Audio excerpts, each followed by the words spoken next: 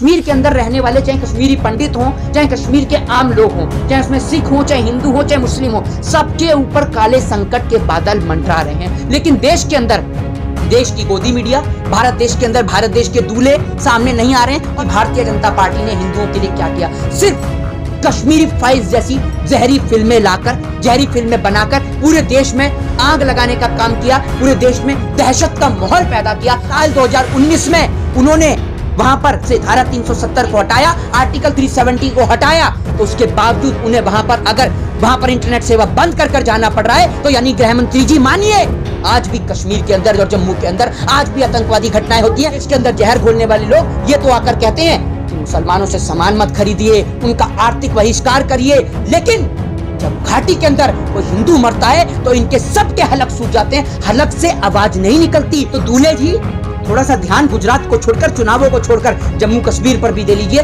जम्मू कश्मीर में कैसे लगातार लोगों की हत्या हो रही है। मोहित जी, कश्मीर में जिस तरह आजकल टारगेट किलिंग का माहौल बना है और चल भी रही है, तो क्या कहना चाहेंगे? देखिए, सबसे पहले तो मैं आपको बता दूं कि आज कश्मीर के अंदर रहने वाले कश्मीर के आम लोग और कश्मीर के अंदर रहने वाले कश्मीरी पंडितों के ऊपर एक बुरा संकट मंडरा रहा है। जिस तरीके से लगातार कश्मीर के अंदर कश्मीरी पंडितों को टारगेट करके उनकी हत्याएं लगातार हो रही हैं, जिस प्रकार से आपने देखा कि कश्मीर के अंदर, कश्मीर के अभी कुछ दिन पहले आपने देखा होगा कि एक जो फौजी था उनकी भी किस प्रकार से हत्या हुई, कितने तमाम लोगों की हत्या कश्मीर के अंदर हो रही है। हाल ही के अंदर मैं आपको बता दूं कि अभी आज 16 अक्टूबर 2022 को आपको पता होगा कि पूरन कृष्ण भट्ट, आज उनका जो है अंतिम संस्कार किया गया, आज वो पंचतत्व में विलीन हो गए। तो आपको मैं बता दूं कि जिस तरीके से लगातार कश्मीरी पंडितों को टारगेट किया जा रहा है, और मैं आपको बता दूं कि आज जब उनका अंतिम संस्कार हुआ तो सड़कों पर नारेबाजी हुई, सड़कों पर लोग आंदोलन कर रहे थे, धरना प्रदर्शन कर रहे थे, लेकिन कोई भी देश की गोदी मीडिया आपको ये सब चीजें प्रदर्शित नहीं कर रही। आज कश्मीर के अंदर का माहौल और मंजर इतना खराब है कि आम जनता, जब 2019 के अंदर जब कश्मीर से धारा 370 को हटाया गया था, तब देश के प्रधानमंत्री और गृह मंत्री जी का एक ही सिर्फ नारा था, और वो उनका सिर्फ एक ही शब्द से वो कहते थे कि कश्मीर के अंदर अब हर एक व्यक्ति अपना घर और मकान ले सकेगा। मैं आपको बता दूं कि 2 साल पहले कोरोना के वक्त पे ही, जो आपको मैं बता दूं, पूरन कृष्ण भट्ट जो हैं वो जम्मू के अंदर आए थे, और आज आप देख लीजिए 16 अक्टूबर 2022 को आज के दिन उनके जो उनका अंतिम संस्कार किया गया और वो पंचतत्व में विलीन हो गए। मैं आपको बता दूं, ये घाटी में हत्या का कोई पहला मामला नहीं है। लगातार जो है वो कश्मीरी पंडितों को टारगेट किया जा रहा है, और मैं आपको बता दूं कि बीजेपी के नेता आज भी अंतिम संस्कार से दूरी बनाते हुए नजर आए, क्योंकि बीजेपी के नेता का लोग जो है वो विरोध कर रहे हैं। मैं आपको बता दूं कि 12 मई को, आपको याद होगा 12 मई को जब कश्मीर के अंदर, जिस प्रकार से जम्मू कश्मीर के अंदर मैं आपको बता दूं कि राहुल भट्ट की हत्या हुई थी, तो राहुल भट्ट की हत्या में जब भारतीय जनता पार्टी के अध्यक्ष वहां पर पहुंचे थे, और मैं आपको बता दूं इसके साथ साथ उप मुख्यमंत्री भी वहां पर पहुंचे थे, जनता ने उनका वहां पर इतना विरोध किया था कि वो बड़ी मुश्किल से वहां से निकलकर आ पाए थे।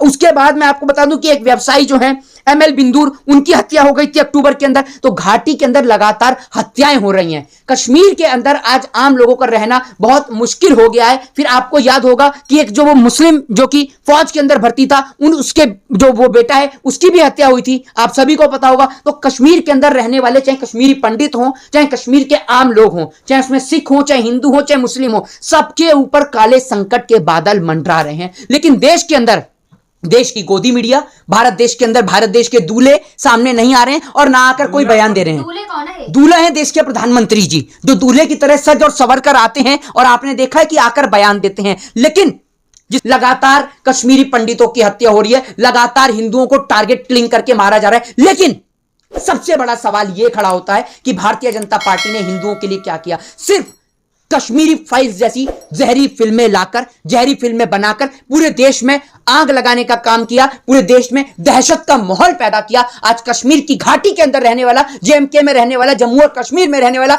हर एक नागरिक उस फिल्म का भुगतान भुगत रहा है। आतंकी रोज आकर गोली मारते हैं, जबकि प्रधानमंत्री नरेंद्र मोदी जी ने नोटबंदी के वक्त सिर्फ यही कहा था कि आतंकवाद की कमर नोटबंदी से टूट जाएगी। लेकिन आज भी आतंकवादी जो हैं वो जम्मू कश्मीर के अंदर आते हैं और आकर हमला करते हैं। आज तक हम जम्मू कश्मीर के अंदर जो है कोई भी एक मॉल नहीं बना पाए, एक सिनेमा हॉल नहीं बना पाए, आज हम रोजगार का साधन नहीं दे पाए। आपने साल 2019 के अंदर जम्मू एंड कश्मीर से धारा 370 हटाई ना आपने।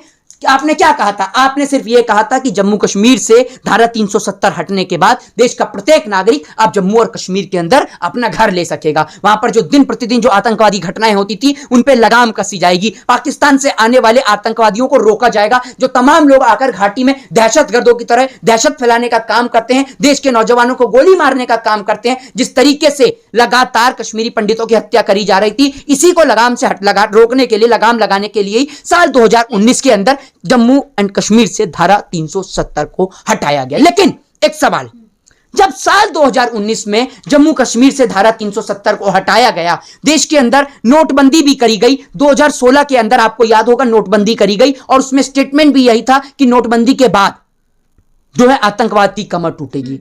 नोटबंदी भी करी सरकार ने अपनी मनमानी करते हुए, जिसको लेकर सुप्रीम कोर्ट ने आज सवाल भी किया है। दूसरी बात, सरकार ने अपनी मनमानी करते हुए धारा 370 भी हटाई, हम उसका कोई विरोध नहीं करते। 370 का सुन लीजिए, आर्टिकल 370 सुन लीजिए, मेरी बात सुन लीजिए। लेकिन मैं आर्टिकल 370 को लेकर कुछ नहीं कहता हूं, लेकिन मैं एक बात कहता हूं कि आप आर्टिकल 370 को हटाइए या लगाइए, जम्मू कश्मीर के अंदर रहने वाले लोगों को आर्टिकल 370 के हटने से या लगने से कोई फर्क नहीं है। जम्मू एंड कश्मीर के लोग यह कहते हैं कि आप हमें सुरक्षा दीजिए, आप हमें रोजगार दीजिए। जैसे आज दिल्ली के अंदर लोग सांस ले पाते हैं, जैसे आज तमाम जगह पर लोग सांस ले पा रहे हैं खुली हवा के अंदर, हमें भी सांस लेने का अधिकार है, हमें भी सिनेमा हॉल के अंदर जाके फिल्म देखने का अधिकार है, हमारे बच्चों को भी आईएएस और आईपीएस बनने का अधिकार है। क्यों हमारे बच्चे जम्मू कश्मीर को छोड़कर दिल्ली या मुंबई में पढ़ने के लिए जाए? हमारे बच्चे जम्मू कश्मीर में क्यों नहीं पढ़ेंगे?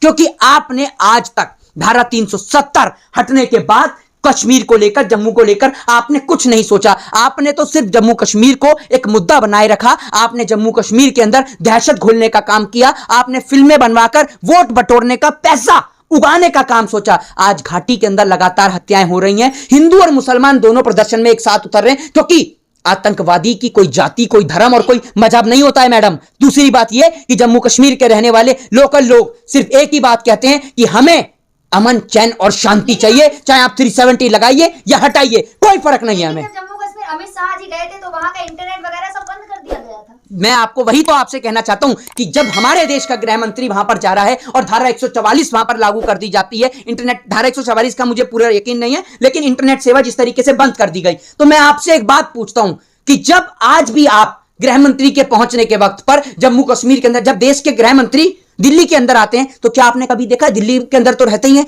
क्या कभी आपने दिल्ली के अंदर सुना है कि प्रधानमंत्री दिल्ली में हो और नेट सेवा बंद कर दी गई हो? गृह मंत्री दिल्ली में हो और नेट सेवा बंद कर दी हो?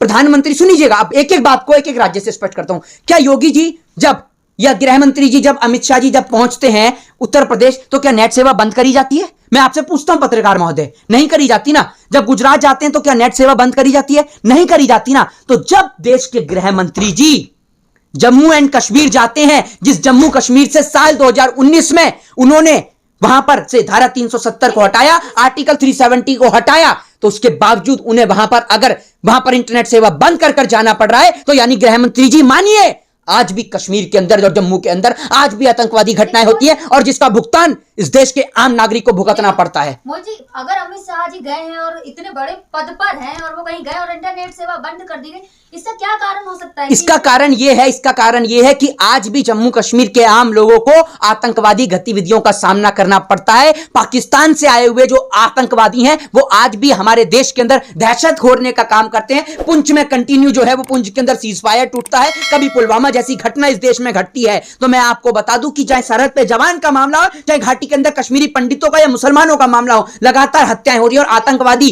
की कोई जाति, धर्म और मजहब नहीं होता है मैडम। लेकिन दूसरी ओर देश के अंदर जहर घोलने वाले लोग ये तो आकर कहते हैं कि मुसलमानों से सामान मत खरीदिए, उनका आर्थिक बहिष्कार करिए, लेकिन जब घाटी के अंदर कोई हिंदू मरता है तो इनके सबके हलक सूख जाते हैं, हलक से आवाज नहीं निकलती, क्योंकि आज पूरे भारत देश के अंदर भारतीय जनता पार्टी की सरकार है, प्रधानमंत्री उनके हैं, तो सवाल का जवाब देना पड़ेगा। उपराज्यपाल आपने रख रखा है, उपराज्यपाल से शासन नहीं संभल रहा है, तो क्या कर रहे हैं प्रधानमंत्री गुजरात में चुनावी रैलियां निकालेंगे हैं और घाटी के अंदर चाहे फिर कोई मरे तो जिए, आपको कोई फर्क नहीं है, तो क्यों हटाया आर्टिकल 370? सबसे बड़ा सवाल जो सबसे बड़ा सवाल यह कि आर्टिकल 370 हटाने के बाद भी अगर घाटी में लोग मरते हैं तो आपको ऐसी फिल्में रिलीज करने की जरूरत क्या है जो दहशत और लोगों के बीच में नफरत फैलाने का काम करती हैं? प्रधानमंत्री कश्मीर गए थे तो वहां का जो ड्रेसअप है वही पहन के गए थे। प्रधानमंत्री जी दूल्हे हैं, दूल्हे, सज के आते हैं, सवर के आते हैं, कभी सर पे ताज पहन लेते हैं, कभी आपने देखा रोने का काम करते हैं। कोई सवाल कर ले तो सिर्फ ये कहते हैं मेरी माँ घर में बर्तन मांजा करती थी, झूठे बर्तन मांजा करती थी, मैंने चाय बेची है।